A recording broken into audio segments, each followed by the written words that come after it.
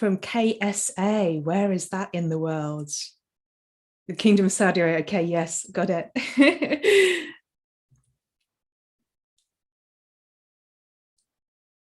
Hello, Anna.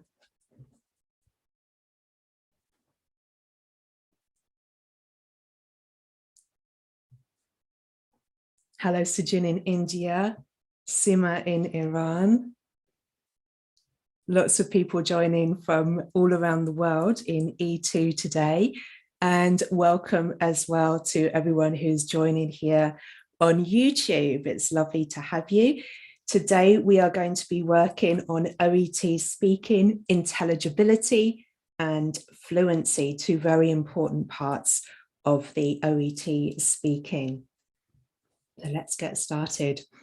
Now, today's class is going to be quite active, so I encourage you to grab your phone and find a recording app, because either as you're watching, if you're watching a recording of this YouTube, or you can do it later if you're joining now, you'll be able to listen to yourself, and it's really, really good feedback. A couple of quick housekeeping points today. Because it's going to be quite an active class, I will be only just watching the comments and the questions, but taking them at the very end. Okay, so please don't be upset if I don't answer questions this time as we go along, but I will be very interested to see them at the very end. This is for the E2 test prep students who are joining. Please, can you write into the chat box as you normally do in our live classes? And we've got 41 participants here in our class. All right, so let's get into it. What do you need to know about the speaking subtest? Well, there will be a warm-up, and the interlocutor is going to greet you and check that you're the right person for the right test. And then they'll have a quick chat with you. And this is just to help you to relax. You know, it's helping you to get used to the voice of the interlocutor. Then you'll receive a role play card with information about a scenario related to your profession, whether a doctor, nursing, whatever. You'll have 3 minutes to prepare, and then you'll start the role play, and that takes 5 minutes. And then the whole thing repeats with another unrelated role play. And again, 3 minutes for preparation and 5 minutes to do it. Okay. So let's think about what you need to do at the start. In the warm-up conversation, as we've said, you're just going to get some simple questions. You've probably answered them many times in your career, but it's good to have prepared them, such as where are you from? How many years have you been a doctor or a nurse or podiatrist? Why did you choose to do this profession? What makes someone good at this job? Okay. And they will also play the part of the patient, or it doesn't say it here, but they also might be a relative as well, okay? So it's quite good to just have a few ideas about what you might say in the warm-up. It's quite predictable. I'm just looking at YouTube here, and thank you to all these people who are coming in. I'm noticing your questions, and I'll deal with them later, as I've said. Okay. So a lot of people want to know, how do I address the patient or relative? And it's quite simple. There's some suggestions from our friends at OET. One is that you can use the interlocutor's name once they've introduced themselves. Secondly, you can ask the interlocutor which name they would like you to use in the role play during the preparation time, so before the role play starts.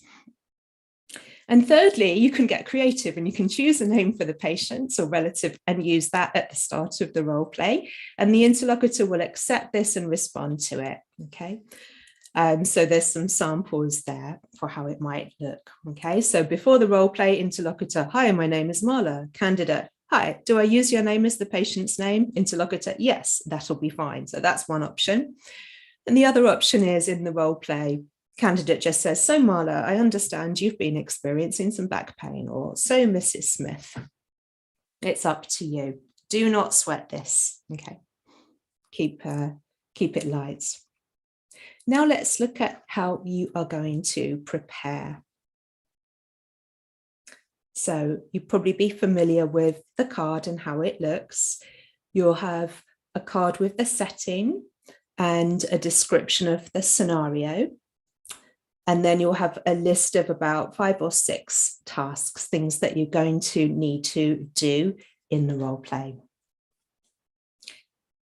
And you're going to ask yourself a few general questions, okay, such as where is the consultation taking place? Who is the doctor or nurse speaking with? Here it says doctor, the card says nurse, sorry about that. How old is the patient? Is there a diagnosis? Now, the last 2 are really interesting. What emotions are in this scenario? And is there anything else that you notice? Now, in the test, you'll get 3 minutes to do this, but today I'm just going to give you 30 seconds. And if you want to put it into the chat, any thoughts, please do so. So 30 seconds now.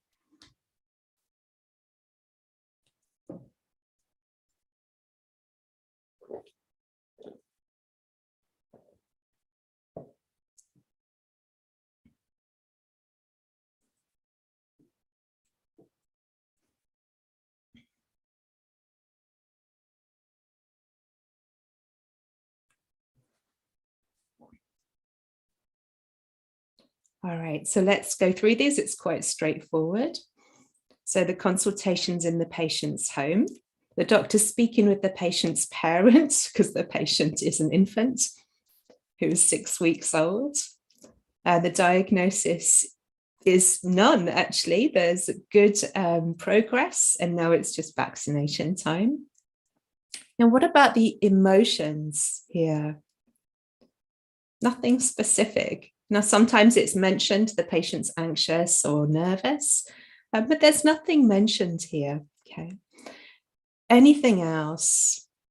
We've got something about an unwillingness to vaccinate, because the last task, you probably notice, says, try to persuade the parent to give the vaccination today.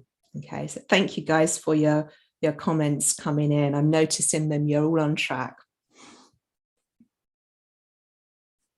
Now, another really useful thing to do is to identify the function words, right? They tell you what kind of words you're going to be saying, okay? Now, the function words here appearing at the start, usually. We have these words: find out, explain, emphasize, explain, explain, try to persuade. And I'll give you 30 seconds just to think about how you might deliver those function words.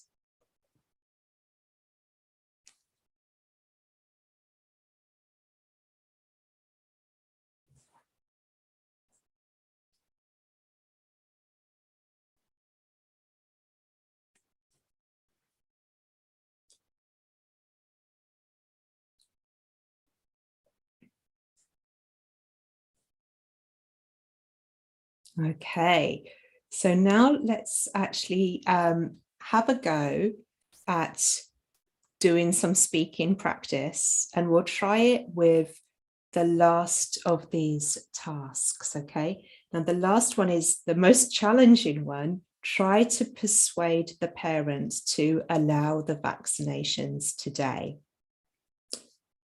So now you might like to maybe do this later, or if you're watching a recording, to pause the video and give yourself 30 seconds to plan it and 30 seconds to record it. Now, I'm not going to actually do that right now, but I'm just going to give you an example, okay? So which we'll listen through to that now. I know you've got concerns and you've explained yourself very clearly, but I really think the best thing you can do for Clara today is to allow us to give her the vaccinations. It will be much safer for Clara, much safer for you and your immediate family, but also for society in general. Vaccinated children help to contribute to the immunity that we all enjoy today. All right. Now, I want to say, do not worry if what you do or you find you've done is quite different. to what you've heard. A lot of students say to me, oh, the models are so impressive and I can never live up to them. They're so difficult. They are just models. But this is here to give you a little bit of an idea about how you might organize a little bit of speech. And you'll notice, although there's one sentence, try to persuade the parent to allow the vaccinations today, the speaker here has actually really gone for it and given us at least 3 sentences. One of them's quite long. Okay, now we're going to look at scoring and how to sound more natural and get a better score, something I think we all want. Okay, now you will be scored according to 2 criteria in OET: clinical communication criteria, and they total 15 marks. And there are 5 clinical communication criteria separately, each of them weighted at 3 points each. They are relationship building, understanding and incorporating the patient's perspective.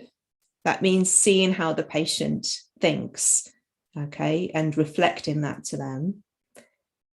Providing structure, organizing, information gathering, and information giving, okay. And then the others, which we're going to focus on today, are the linguistic criteria. Now, they total 24 out of the total, and there are 4 linguistic criteria, each of those carrying 6 points: intelligibility, fluency, appropriateness, and resources of grammar and expression. Okay.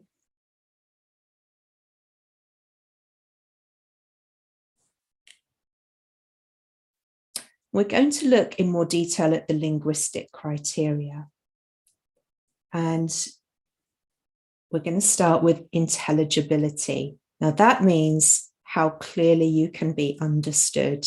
And it relates to these features of pronunciation, intonation, stress, rhythm, and accent.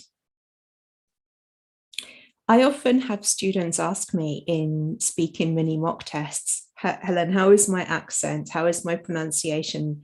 Am I understandable? And it's always an interesting question. OET do state that you can have a non-native English accent. That's completely acceptable. And we shouldn't expect people to sound like British or American born or Australian born. But we do need to be intelligible to patients and relatives. So a non-native accent is quite acceptable, but you need to make sure that given that, you're still understood. And one of the ways that you can improve that is working with stress. Okay. Now, stress is a really important part of intelligibility. What is it? It's the pattern of stressed and unstressed sounds within a word. The words which are said with greater force or greater volume. And if they are not right, not in the right kind of balance and harmony, it becomes hard to understand the speaker. And you need to know which syllable in any English word is stressed and to do it correctly. Now, what is a syllable? A syllable is a unit of sound that contains a minimum of 1 vowel sound. So, for example, stethoscope has got 3 syllables because we've got the ste, e, tho, o, and o scope. Proctologist, 4. The pro, the o in pro, the o in to, the o in lo, and the I in gist. And you can see the same with anaesthetist. There are 4 vowel sounds, and that's a useful thing to be aware of. Now let's work a little bit more with this. In the examples below, each circle represents a syllable. The big red circle represents the stressed syllable, and the small circles represent the unstressed syllables. Now, if you listen to how the single stressed syllable is stronger than the others, it can help you to produce that yourself. Okay, so for example, alcohol, boom, boom, boom. Addiction, boom, boom, boom. Dysfunctional, boom, boom, boom, boom. Expectation, boom, boom, boom, boom. Now, you'll notice that I did a couple of things there. I used my hands. You could also try clapping: alcohol, addiction, dysfunctional, expectation. Or sometimes you can go boom, boom, boom like that, or make a non-verbal sound. I do encourage you to get creative when you're learning sounds. It's very useful not just to read it, but to actually use your body in some way, because when you get active, you're more likely to get it into your head and produce it the next time. Now it's your turn. Have a go at choosing the correct stress pattern for each of the words in the table. I'm just going to give us 30 seconds for this one. See how you go.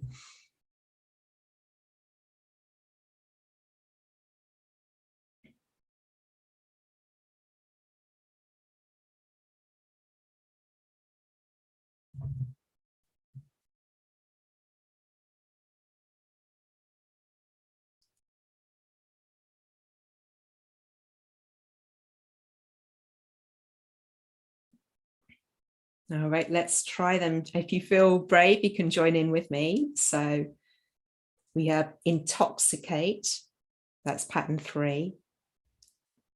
Compulsion, pattern 2. Hazardous, pattern 1. Tolerance, pattern 1. Anxiety, pattern 3. Delirium, 3 again. Intervention for number 4. Alcoholic, number 4 again. Dependence for 2. Psychosis for 2. How did you go with that?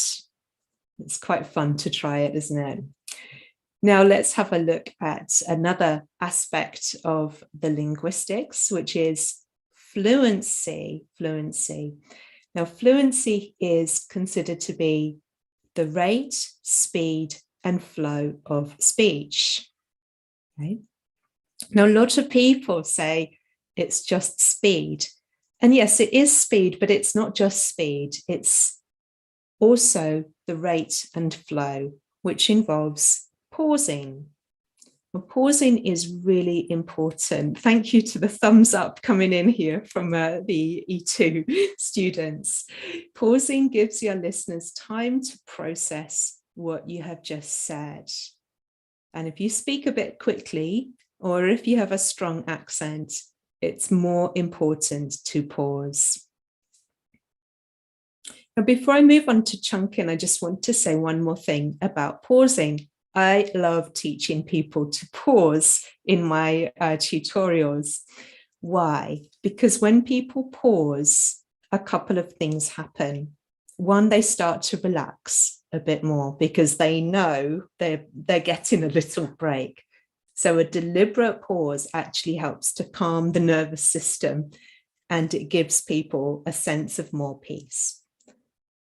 Now, because people have a sense of more peace, that actually then communicates to the other person in more confidence and more authority. So there's 2 real benefits to pausing: that you feel more relaxed and you convey more authority, as well as the very important point of actually allowing your patient or your relative time to just get that information into their heads and think about it. Now, pausing is connected very strongly to chunking. All right, so chunking, what is it? It's a group of words that is spoken as one unit. For example, how are you? Our brains can process 4 or 5 pieces of information at a time. Now, instead of remembering 4 or 5 words, how are you, we remember 4 or 5 chunks of information. It's more like beats of music, really. And listeners will be expecting to hear information in chunks. So to help the listener, we need to deliver the information in chunks. How are you versus how are you? So we're going to practice doing some speaking with correct chunking and pausing. All right, but just to review, pausing in the right place is powerful. Pausing in the wrong place sounds like hesitation. So I like to tell people, plan your pauses. Okay. Because the amount that you pause is a matter of choice and depends on the context in which you're speaking, right? So look, you will often find that the situation, whether it's more or less serious, is going to call for different amounts of pausing. And if something is difficult or complex, obviously take more pauses. The benefit of the pause is that it allows the other participant to start speaking. And as I've said a few times now, gives them time to process the information properly. And a pause can obviously be silent, or you can fill it with common sounds, which are called fillers. But don't be afraid of silence. Silence is very powerful. So now let's tune our ears in. We're going to listen to 3 doctors speaking. This is quite fun. And I have to tell you, all the doctors are, the actors, I should say, are native English speakers. So we're going to hear people who have otherwise perfect pronunciation, perfect accents, but rendered difficult to hear. You'll notice some of them are difficult to hear because of their pausing, okay? So let's listen.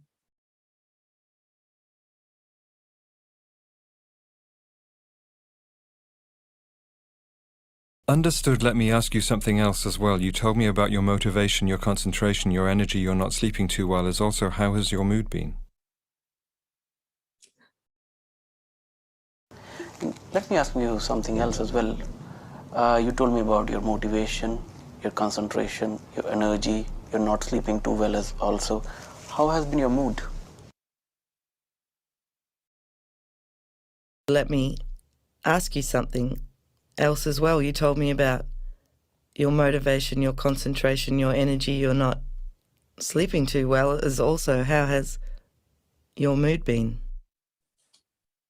All right, so if you'd like to pop into the chat, any of your observations about that.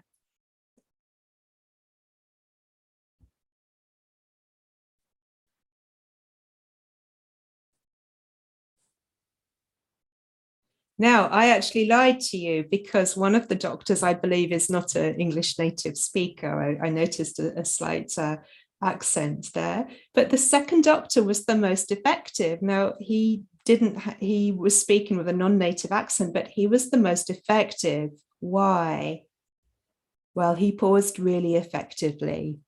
Yeah, someone's saying 2 was perfect.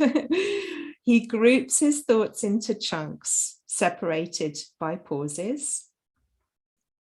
And his style gives the patient a chance to process each part separately. And therefore, the listener is not overwhelmed with too much information at once. Now, what were the problems with doctors 1 and 3? Well, the first doctor just didn't give us a chance. There were no pauses. It sounded almost like a speeded up recording, didn't it? And Doctor 3, well, there were pauses in the wrong place within a thought group. It was kind of disconcerting. Why are you stopping now? It felt like a car that was driving like this. So now let's do some pausing and chunking practice yourself, okay? So you can take 30 seconds now, try to read this aloud and keep your phrasing as natural as possible. Good luck.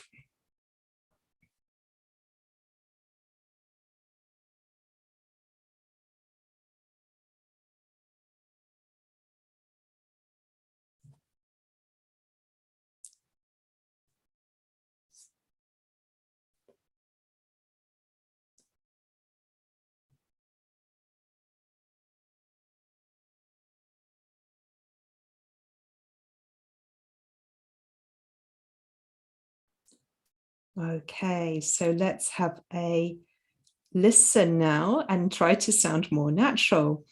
We're going to listen to a reading of the same passage, and I'd like you to decide if it has 1, weird chunking, 2, too much chunking, 3, correct chunking, or 4, no chunking. We have ultrasound machines here in the department that we bring to the bedside to look at patients immediately without radiologist supervision.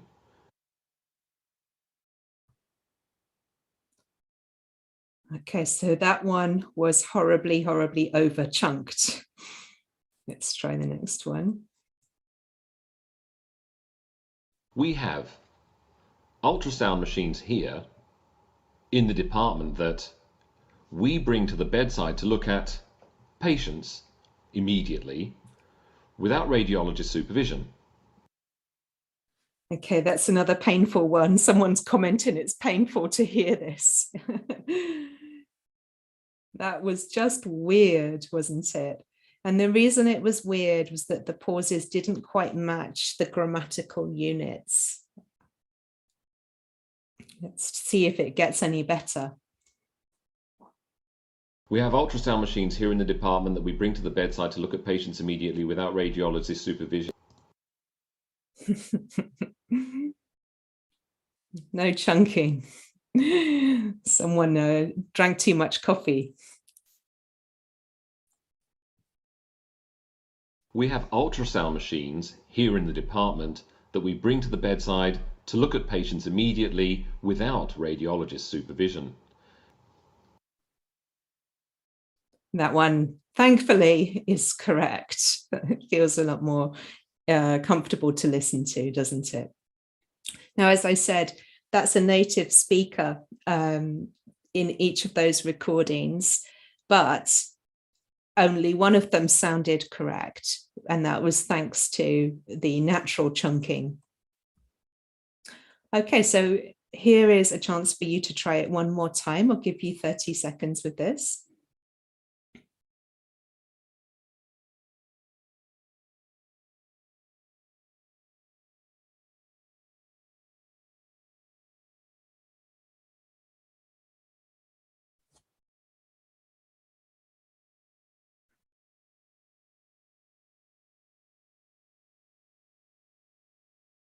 All right, so whether you've done it now or you're going to do it later, I hope this is a useful practice for you.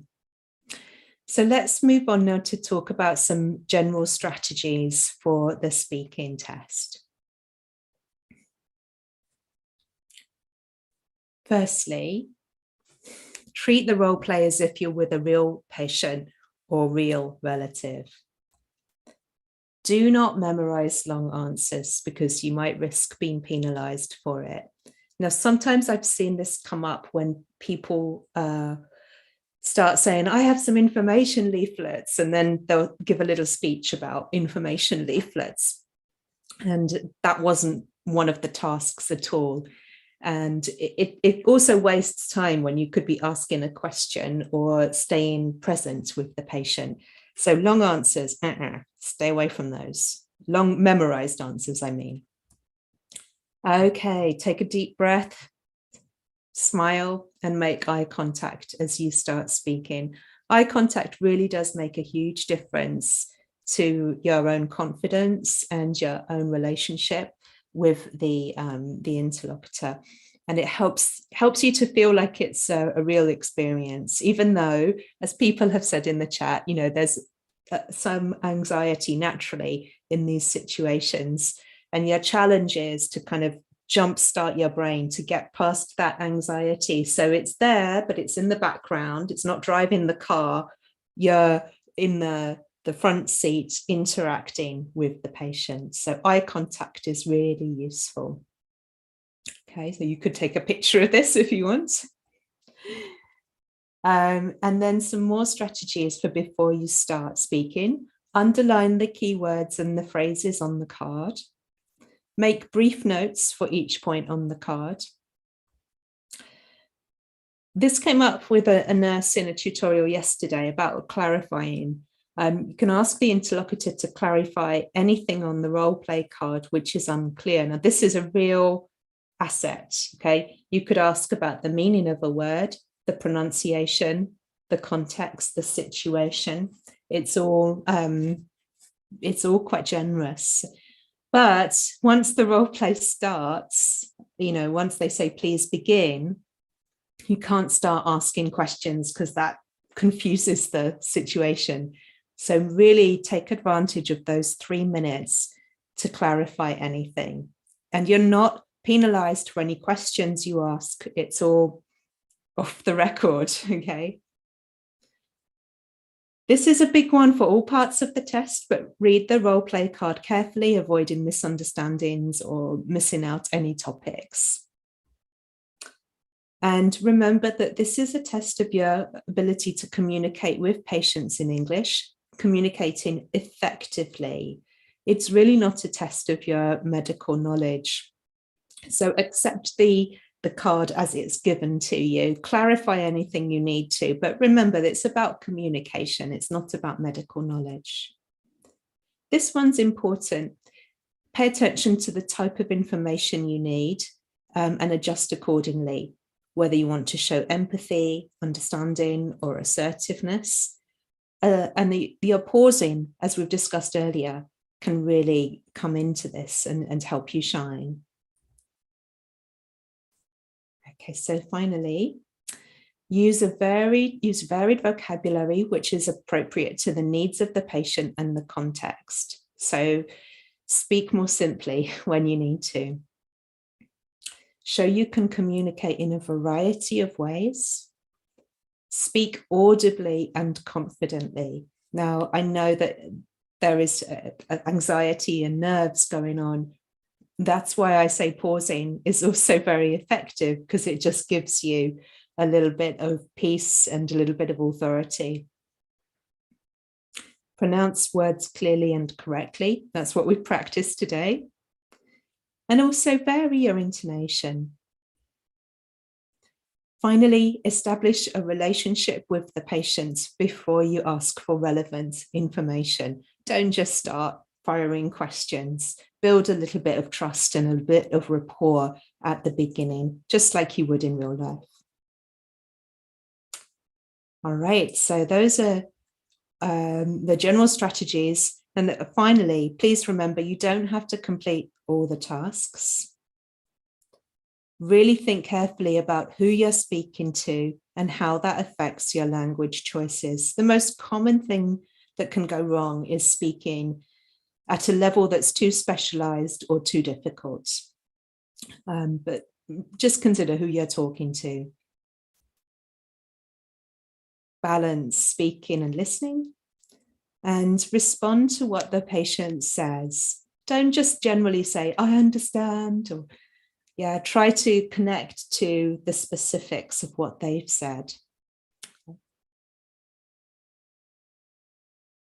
So now, as I promised, I'll take questions from people, and there's been a lot of people saying things in the chat, both on YouTube and in the E2 test prep room. One question that came up was from Sandra. Do I have to say Sandra or my name is, I am Sandra or my name is Sandra? I don't think it matters. I'm seeing if there's any other questions coming in now from our friends on YouTube. Okay, I'll have a look on the chat in E2. Maniel's asked, does the card stay on us during the role play? Good question. Yes, it does stay with you. And if you're taking the test on Zoom, then it will be on the screen. Can you write on the card? Yes, you can. I'm looking for other questions. If you want to repost a question in the Zoom room, I'd be happy to look at it there. Someone's asking, is linguistic criteria more important in the assessment evaluation? If you look at the breakdown, they're very of the linguistics versus the communication criteria. I think they're fairly evenly balanced. The linguistics are 24 out of 39. So it's a little bit more, but not much. Raquel's asked, is there a minimum number of tasks you need to complete? Not that I'm aware of, but I think that if you're doing a decent job and speaking clearly, you'll get through most of them. How to start the conversation, asks Nuno. That depends on the situation, but you're going to introduce yourself and try to build trust. And that's something that you can practice in our sessions. We've got some other questions. Can you have an example of a role play? We've got one there in today's class, but I'll talk about that in a moment. So I'm looking at YouTube questions. Should we use salutations? How do you begin when you already know the patient? You might say, hello, it's Helen, isn't it? Or you might say, isn't it? Or nice to see you again. Clarice is asking about using Mr. or Mrs. That's a great question. And it would depend, I think, on whether you know the patient or not. You might ask them, how would you like to be addressed? Lots of amazing questions. I might not have time to go through all of them. I'll just pick out a couple. Lisa's asking, can we fake the address of patients? That won't come up. You won't need to say or clarify an address.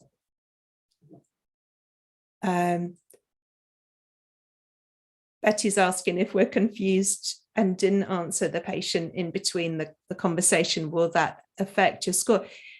Yes, I think it might, because if you don't pay attention to the patient, then that would be a problem in clinical communication, yes. But if you realize you forgot to do something, you can always come back.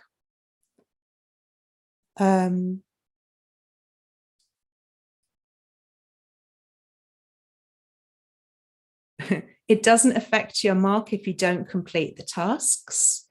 And someone's asked about medical knowledge. Neither asked that. And basically, if you made a mistake or something like that with medical knowledge, it will not count against you. This is a test of English communication. All right. So make sure you understand the tasks on the card, but don't think of this as being a test of your medical knowledge. Okay. Nuno's asking, 2 tasks have been a doctor, the interlocutor is a patient. You may have a relative as well. One of our students in E2 has made a great comment. I want to read it out. Aliyah says, we should expand the knowledge that's given in the brackets.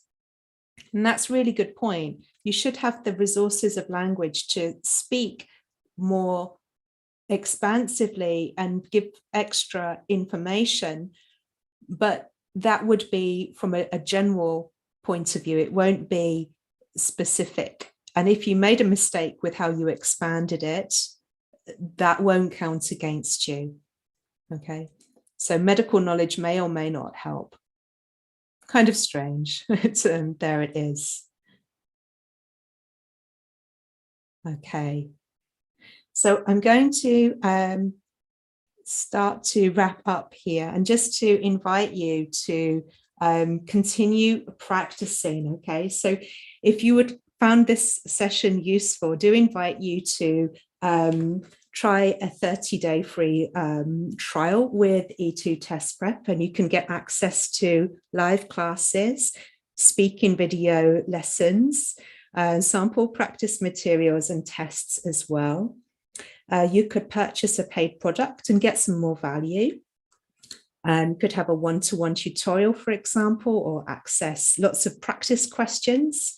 We've also got the mini mock test, a full mock test in speaking and writing and assessments with teacher feedback as well. And plus, for the next 72 hours, you can get a 15% discount with the code 15OET. And that will be available until Thursday, the 11th of August, and that will be expiring at midnight. Please do take advantage of that.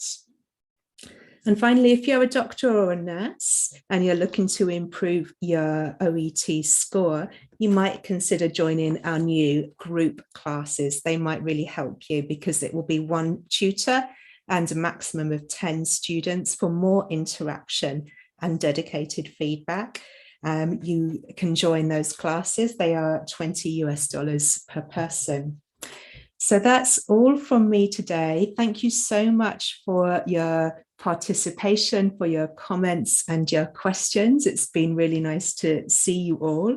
And I will be back with you next month. I'm Helen, and thank you. Bye-bye.